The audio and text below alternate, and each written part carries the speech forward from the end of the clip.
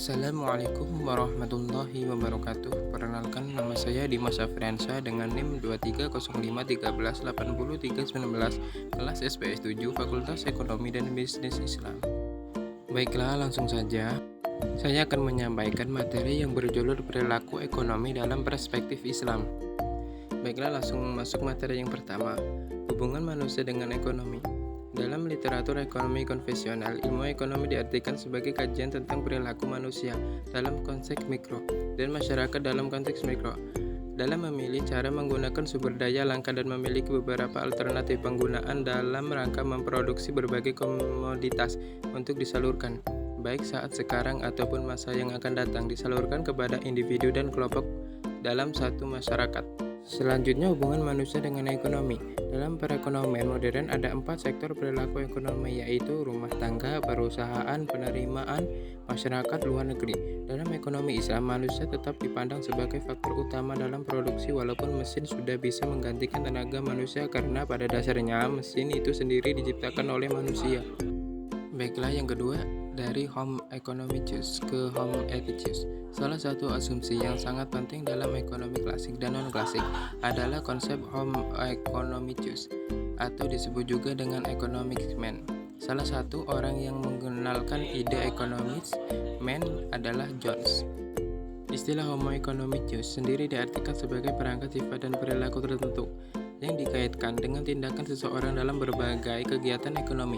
Dalam ekonomi konvensional, para ekonomi berasumsi bahwa perilaku individu dikendalikan oleh rasionalitas sehingga syarat dengan kepentingan pribadi dan hanya berpikir untuk dirinya sendiri. Selfish individual. Yang selanjutnya, sifat-sifat manusia dalam pandangan Islam meliputi kemampuan untuk berpikir, menciptakan, beriman dan bertakwa serta memiliki keterbatasan indera dan mengalami kematian. Allah telah menetapkan tempat tinggal bagi manusia, yaitu di bumi. Rupanya manusia menjalani hubungan dengan Allah dan makhluk ciptaannya. Baiklah, masuk yang ketiga, sifat manusia dalam Islam. Dalam perspektif Islam terdapat prinsip-prinsip ekonomi yang mengatur perilaku manusia dalam hal keuangan dan ekonomi. Beberapa sifat ekonomi manusia menurut Islam antara lain adalah keadilan, zakat dan infak, larangan riba bunga, larangan maisir dan gharar, kerja keras dan etika kerja, kepemilikan dan bertanggung jawab. Yang selanjutnya, secara harfiah, ada perbedaan mendasar antara kebutuhan dengan keinginan. Misalnya dalam kehidupan sehari-hari, tidak jarang kita menemukan sesuatu barang yang diperlukan tetapi barang tersebut sebenarnya tidak dibutuhkan, tetapi kita menginginkannya saja. Terlihat bahwa kebutuhan bersifat sesuatu yang harus dipenuhi karena merupakan hal mendasar yang dibutuhkan manusia untuk hidup. Sementara itu, keinginan berfungsi sebagai suplemen dari kebutuhan, yakni masuk yang keempat, karakteristik keinginan dan kebutuhan. Dalam berbagai literatur ekonomi, kebutuhan dibagi berdasarkan sifat, waktu, subjek, kepentingan, dan jenisnya.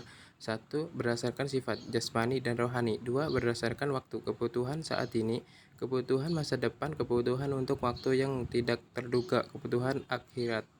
Yang ketiga, berdasarkan subjek, subjek individu dan kelompok. 4. Berdasarkan kepentingan, kebutuhan primer, kebutuhan sekunder, dan kebutuhan tersier. 5. Berdasarkan jenisnya menurut Maslow, fisiologis, keselamatan, sosial, esteem, aktualisasi diri. Yakni masuk yang kelima, konsumsi dan produksi dalam Islam. Dalam perspektif Islam, konsumsi dan produksi harus dilakukan dengan memperhatikan prinsip-prinsip syariah. Konsumsi yang disarankan adalah yang bersifat halal dan tidak berlebihan, tidak boros atau mubazir. Produksi juga harus dilakukan dengan cara yang halal, adil, dan memperhatikan keberkahan serta kesejahteraan bagi individu dan masyarakat secara keseluruhan. Prinsip keadilan, keberkahan, dan menghindari riba serta sumber pendapatan yang tidak halal menjadi prinsip utama dalam aktivitas konsumsi dan produksi menurut perspektif Islam. Yang keenam, konsep maslahah dalam konsumsi dan produksi. Konsep maslahah dalam konsumsi dan produksi adalah konsep yang berasal dari ajaran Islam. Maslahah mengacu pada prinsip-prinsip kebaikan, kesejahteraan, dan manfaat bagi individu dan masyarakat dalam konteks ekonomi. Dalam konsumsi, konsep maslahah mengajarkan bahwa konsumen harus memiliki barang dan jasa, memberikan manfaat atau kesejahteraan, serta menghindari yang merugikan diri sendiri atau masyarakat. Yang selanjutnya, dalam produksi, konsep maslahah mengacu pada prinsip-prinsip etika yang mengharuskan produsen untuk memproduksi barang dan jasa yang bermanfaat dan tidak merugikan masyarakat.